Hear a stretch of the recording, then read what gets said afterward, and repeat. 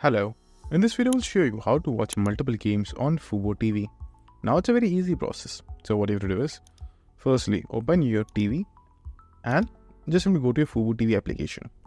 Over there, just simply go to the guide section of your Fubo TV. Now once you will be on the guide section, you will have all the channels and all the games over here. So at the left bottom side, you will have an option of press and hold for options. Just simply choose that. Once you will do that, a menu will pop up at the very right hand side corner and it will say watch in multi-view. So just simply click on that. Just simply click on that particular option. Once you will do that, you will be able to see multiple screens on your TV.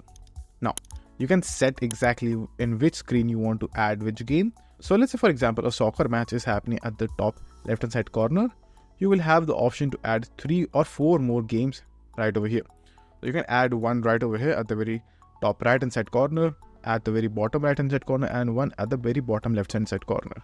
In order to add any game, you will have an option at the very center called add channel. Just simply click on that option and then choose your desired channel, and then the channel will be added in the boxes.